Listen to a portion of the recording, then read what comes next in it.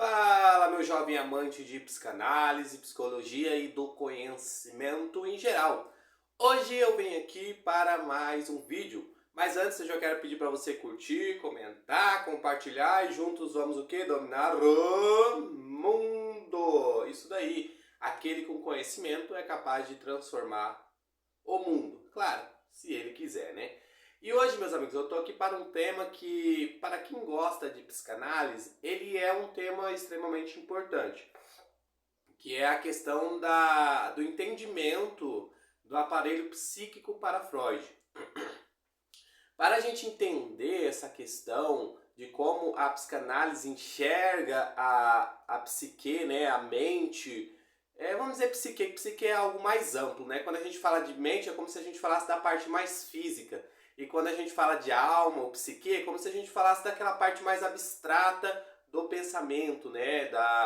De como o ser humano enxerga o mundo e de todos os mecanismos envolvidos por trás dessa funcionalidade humana. Então, para a gente entender essa questão, é preciso entender que desde o começo ali dos trabalhos de Freud, quando ele começou os estudos em histeria, ele já entendia que havia uma segunda mente. Só que essa segunda mente, né, ela não era algo assim que estava consciente. Era algo que por trás da consciência ajudava o indivíduo a se movimentar, né, ali a criar sua personalidade, a levar o indivíduo a algum canto e também ao adoecimento. E é importante a gente entender que não foi Freud que entendeu essa parte inconsciente da mente. Inclusive é uma frase atribuída a ele. Eu não consegui verificar ainda se essa frase é verdade ou não, mas eu acredito que sim, que Freud fala que ele só encontrou um método de quantificar, né, de estudar o inconsciente, mas quem de fato descobriu ele foram os filósofos e os poetas, se eu não me engano, uma coisa assim. Mas Freud deixa claro nesta frase que não foi ele que descobriu o inconsciente, ele só achou um método. Desculpa, tô gripado, esse tempo seco aqui no meu estado é uma porcaria. Mas Freud, ele só entendeu uma maneira científica de estudar o inconsciente. Inclusive alguns trabalhos de alguns filósofos, como por exemplo Schopenhauer, a gente consegue entender essa vontade, né? Essa potência de vontade que leva o indivíduo a desejar que ele não sabe de onde vem. E também alguns trabalhos ali de Nietzsche, ele conseguiu entender essa movimentação inconsciente do ser humano.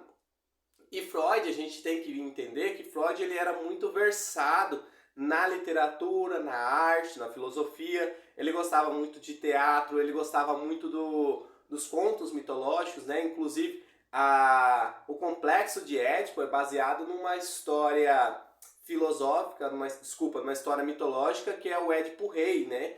Então, assim, Freud encontrava muitos paralelos na literatura, na arte, para, de modo científico, desenvolver a sua ciência. Então, Freud foi entendendo no começo ali que existia três partes da mente, né? Que seria ali o consciente, o pré-consciente, o inconsciente. Ele desenvolve melhor esse modelo que é chamado de topográfico, porque dá a ideia de lugares, né, de posições ali, e é conhecido como a primeira tópica dentro da psicanálise.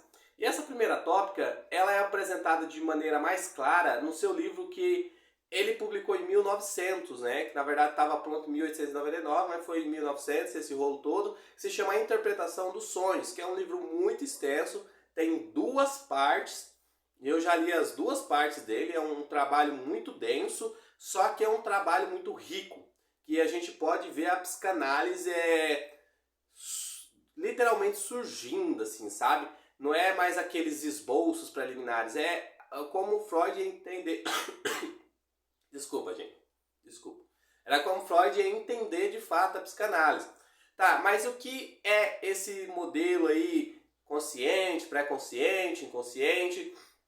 Bom, nesse primeiro momento, Freud vai dizer o seguinte, ó, para que alguma coisa chegue na consciência, que a consciência é isso daqui, gente, é a percepção que a gente estamos tendo aqui agora, essa memória que está agora aqui, que a gente está conseguindo captar, ou seja, da maneira que a gente está conseguindo conectar o mundo neste momento, é a parte consciente. E Freud dizia o seguinte, olha, para que algo chegue à consciência, é preciso que ele passe por um filtro que está no pré-consciente.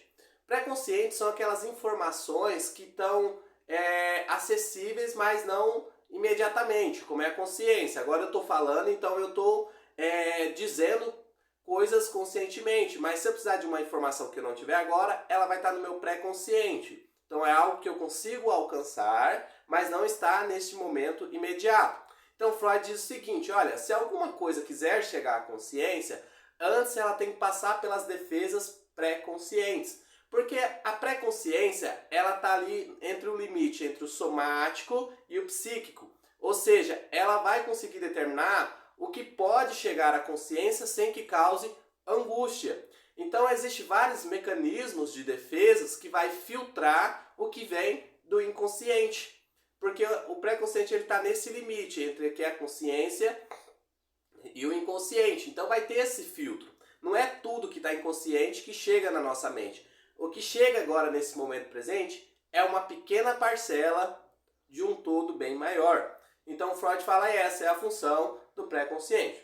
E no inconsciente nós temos tudo aquilo que não é acessível à consciência. Então no inconsciente a gente coloca os nossos desejos reprimidos, as memórias que não queremos acessar. Só que no inconsciente não tem como deixar afetos. Por quê? Porque afeto ele tem que ser sentido. O que a gente às vezes manda para o inconsciente é as representações daquele afeto. Então, e Freud ele deixa duas coisas bem claras. Ele vai dizer assim, olha, às vezes acontece de alguma ligação entre duas representações estarem consciente e às vezes a representação inteira está inconsciente. No caso da neurose obsessiva, o sujeito até sabe ali dessas duas representações, aqui a traumática e aqui ele está aonde ele está deslocando, né, está transferindo da representação traumática para uma representação que não é tão traumática, ele consegue acessar, ele sabe qual que é o trauma, mas Freud fala a ligação entre esses dois está inconsciente. Então o que trabalha ali na neurose obsessiva é a ligação entre o traumático e a representação que substitui o traumático. E na histeria, Freud fala o seguinte, olha, toda representação, né, a memória, aquilo que está ligado, aquela carga emocional, ela está inconsciente, porque é doloroso ao paciente trazer aquela representação à mente. Só que lembrando que afetos não ficam inconscientes, porque afeto é tudo aquilo que nos afeta. Então, se nos afeta, precisa ser sentido. Essa é a primeira tópica de Freud. Só que conforme Freud foi revisitando a sua teoria, foi fazendo o seu trabalho clínico, ele desenvolveu a segunda tópica, que é chamado de modelo estrutural ou dinâmico. Mas então com isso Freud abandonou a primeira tópica? Não. Com a segunda tópica ele apenas complementou ainda mais a sua teoria. Tá, e o que é a segunda tópica? Na segunda tópica ele vem trazer conceitos como id, ego e superego. E ele fala o seguinte, ó, esses modelos eles trabalham entre si, eles estão compartilhando, né, as pulsões, a libido entre si. E Freud vai dizer o seguinte, olha, o id é o nosso mais primitivo, é a nossa estrutura mais primitiva, que ele é baseada no princípio do prazer. Ou seja, quando nós nascemos, nós somos puro id, a gente só queremos satisfazer o prazer imediato. Por exemplo, se a criança está com fome, ela vai chorar porque ela quer a comida. Ela precisa da comida naquele momento. Se ela tem alguma necessidade, ela vai espernear, vai berrar porque ela quer ser atendida naquele momento. E isso traz à criança a sensação de onipotência, onde vai firmando o seu narcisismo primário, que é essencial para o desenvolvimento do indivíduo. Então ele vai ali querer toda a atenção para si. É como se fosse um pequeno ditadorzinho, né? Ainda mais tem essa brincadeira que Freud fala que toda criança é um pequeno ditadorzinho, né? Um pequeno reizinho. Então, isso é a função do id, né? Buscar essa satisfação imediata. Mas conforme nós vamos desenvolvendo e vamos sendo apresentados à cultura, vai vindo as restrições. Aí com isso vai chegar a próxima parte da evolução, que é o ego. Onde Freud fala, olha, o ego ele está aqui para que possa regular entre o desejo e a realidade. Ou seja, quando nós somos crianças, é fácil a gente conseguir buscar uma realização de desejo imediata, porque o mundo está ali para nos atender, o pensamento da criança. Mas conforme vamos ficando mais velhos, vamos entender o seguinte, olha, parece que o mundo não está ali para nos atender. Então eu tenho que pegar esse meu desejo e regular ele de acordo com a sociedade, com o presente, no momento presente que eu estou, na comunidade. Então Freud fala que o ego ele é regido pelo prazer da realidade. E ele é o mediador entre o id e o superego, que é a última fase da evolução. Porque Freud fala assim, ó, o superego, ele é aquela questão das morais, da cultura, da lei e do ideal, ou seja, aquilo que precisamos ser, aquilo que precisamos seguir. E o superego, gente, ele castiga mesmo, ele não quer que o id seja atendido e o id quer que o superego cale a boca. Então serve para o ego fazer esta mediação, né? E encontrar ali uma maneira saudável do sujeito expressar as suas pulsões, os seus desejos de acordo com a realidade que ele está inserido. Então, se não há uma certa regulação, um certo equilíbrio entre essas três estruturas, Freud vai dizer que vai surgir as neuroses. E onde isso se encaixa com a primeira tópica? Bom, vamos lá.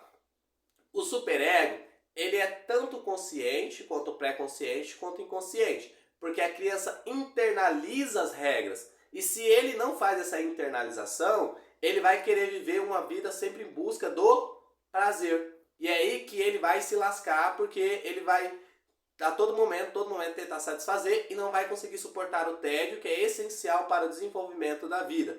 Então o superego ele é tanto consciente, porque a pessoa sabe, ó, eu não posso fazer isso é errado. Mas também está internalizado dentro dele, como uma voz que o acusa e traz o sentimento de culpa para que ele consiga se regular e atender o princípio da realidade. Já o ego, ele também é consciente, pré-consciente e inconsciente, porque ele está ali, ó, sobre a percepção de tudo que acontece, vivendo a realidade, mas ele também tem o id e o superego que estão lá no inconsciente se degradando, ele também tem esses dois para atender. Então ele está aqui, ó, atento na realidade, mas também está atento no inconsciente com aquela briga que está acontecendo. Então ele tem que olhar a briga e cuidar da realidade, para que os dois ali não se sobressaiam e a realidade do paciente não possa ser prejudicada. E o id? O id é totalmente inconsciente.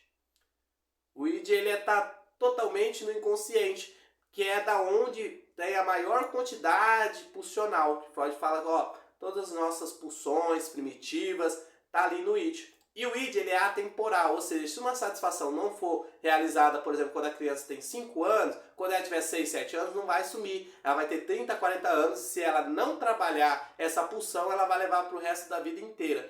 E as pulsões, elas nunca são realizadas ao todo, é sempre em partes ou às vezes nem realizadas, né? Conscientemente, e vai buscar outras formas, né, de satisfazer, mas são formas mais doentes de satisfazer. Então, um dos maiores acertos de Freud foi entender isso, que nós estamos sempre em conflito entre a parte consciente e a parte inconsciente. E foi um grande acerto de Freud estruturar o seu modelo topográfico e estrutural dentro dessa dinâmica psíquica. Muito obrigado, desculpa aí os pigarreios e a tosse, que tempo seco mata qualquer um. E se inscreva, curta, comente, compartilhe, vamos juntos o quê? Dominar o mundo. Valeu, meus amigos, e até mais.